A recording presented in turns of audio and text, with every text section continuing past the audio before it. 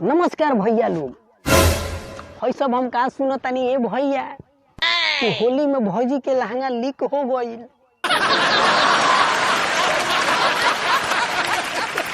हे तोरा के भइल गड़बड़ी।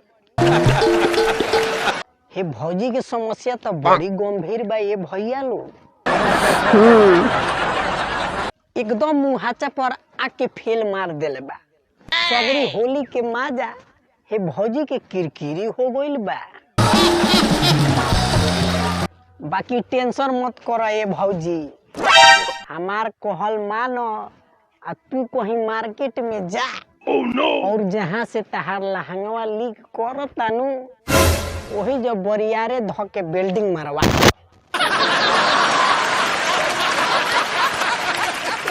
सरवा एकदम ही ठीक हो जाई।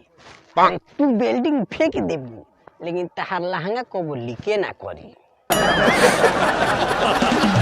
बाकी का बताई ये भैया लोग, जब जब होली आवेला नु भौजी लगे कुल परेशानी बढ़ जाला।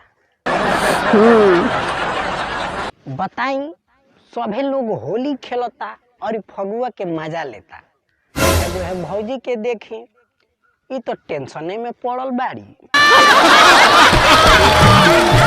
बाकी ये भौजी तहार है दुख हमारा से देखल नहीं जा। तू टेंशन मत लो, हम भैया से कह के दूसरी लहंगा मंगा देतानी।